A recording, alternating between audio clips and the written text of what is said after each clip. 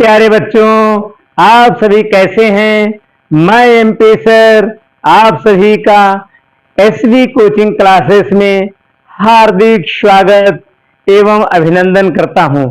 आज हम सभी लोग पढ़ेंगे हाई स्कूल में संकलित श्री सूरदास जी का जीवन परिचय।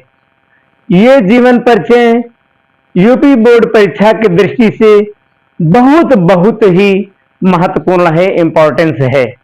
तो देर ना करते हुए हम लोग पढ़ेंगे।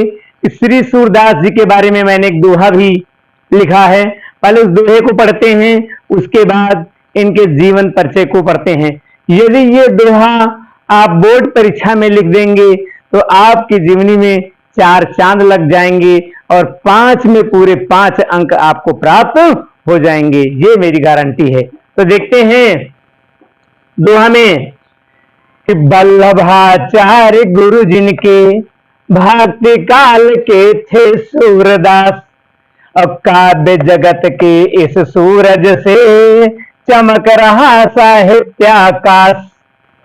वात्सल सम्राट कृष्ण की दास, भाषा ब्रज थे मुक्तक शैली।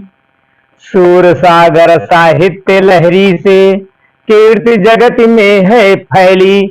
इस सूरदास जी के बारे में, इनकी रचनाएं और इनका साहित्य में क्या स्थान है, इस दोहे से ही पता चल रहा है बच्चों। और विशेष बात यह है कि श्री सूरदास जी को वात्सल रस का सम्राट भी कहा जाता है, ये कहलाते हैं। अब इनके जीवन परिचय के बारे में हम लोग पढ़ते हैं, जीवनी के बारे में।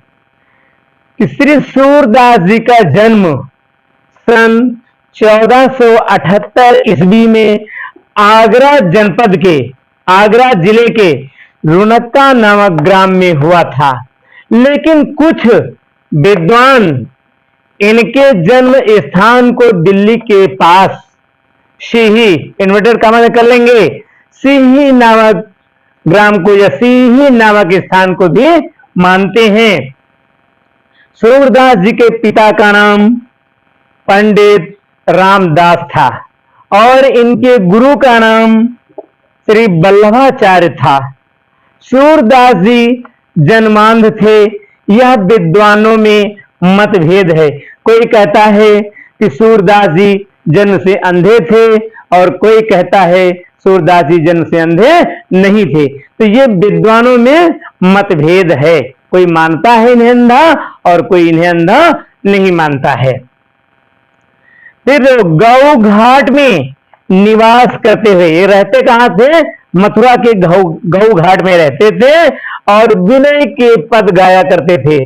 बाद में श्रीनाथ जी के मंदिर के ये पुजारी हो गए और पुजारी होने के बाद में एक चला था अष्टछाप, अष्ट कवियों का समूह, उसमें 8 कवियों का एक समूह होता था। तो अष्टछाप के कवियों में इनका सर्वप्रथम स्थान था।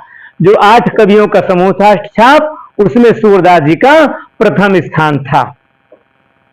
सूरदास जी ने चंद्र सरोवर के पास पारसौली नामक स्थान में भगवान श्री कृष्ण की लीलाओं का गान करते हुए सन 1583 ईस्वी को अंतिम सांस ली। तो बच्चों, ये था श्री सूरदास जी के बारे में संक्षिप्त जीवन परिचय, जो मैंने कई तरह से विचार करके छांट करके तो इस जीवनी को मैंने बनाया है। ये जीवनी किसी भी यूट्यूब चैनल या किसी भी कॉपी किताब की नकल नहीं है, मैंने खुद पाठों को पढ़ा है और इस जीवनी का निर्माण किया है। आप लोग इस जीवनी का स्क्रीनशॉट ले लीजिए, उसके बाद हम लोग पढ़ेंगे श्री सूरदास जी की कृतियां या रचनाएं, भाषा, शैली और साहित्य में स्थान। प्यारे बच्चों, आपने श्री सूरदास जी के जीवन परिचय का स्क्रीनशॉट ले लिया है। अब हम पढ़ेंगे इनकी रचनाएं या कृतियां, चाहे कृतियां को हो चाहे रचनाएं को हो। तो बच्चों, सूरदास जी ने कई ग्रंथों की रचना की है, लेकिन उन कई ग्रंथों में प्रमुख रूप से 3 ग्रंथ ही प्रमाणित हैं जो सर्वमान्य है। तो सबसे पहले हम देखते हैं कि सूर सागर यह सूरदास की सर्वमान्य यानी सभी लोग मानते हैं कि प्रामाणिक रचना है, सूरदास जी की ही है। दूसरी रचना है साहित्य लहरी, नहीं सूरसागर।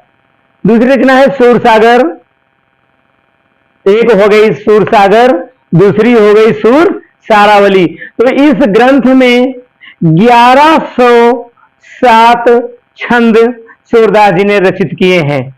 तीसरी रचना है साहित्य लहरी।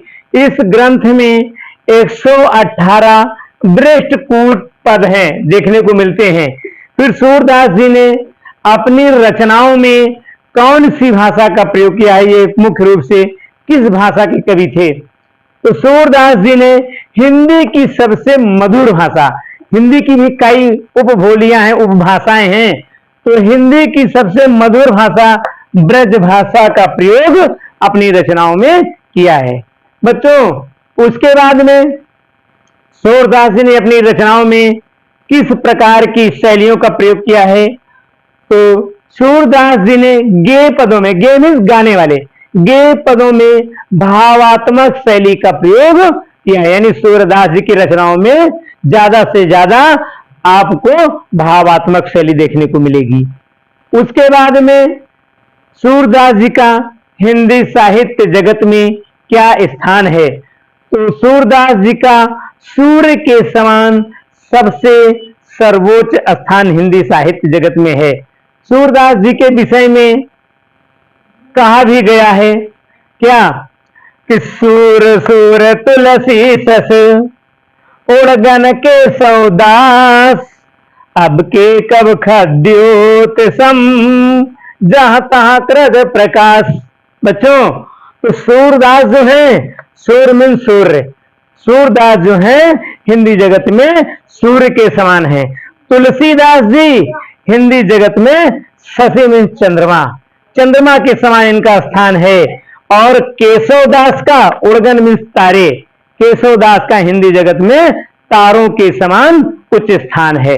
लेकिन जो आज के आधुनिक युग के कवि हैं, उन कवियों का अब के कवि खद्योत सम, जो आज इस आधुनिक युग के कवि हैं, खद्योत मीन्स होता है जुगनू, तो आजकल के कवि जो हैं उनका स्थान जुगनू के समान है। जहां तहां करत प्रकाश, जहां तहां थोड़ा थोड़ा अपना ज्ञान रूपी प्रकाश फैलाया करते हैं। तो बच्चों, आप जब भी सूरदास जी का जीवन परिचय लिखेंगे, याद करेंगे, तो मैंने एक ऊपर दोहा बताया था और एक लास्ट में बता रहा हूं, अंतिम दोहा है कि साहित्य में स्थान।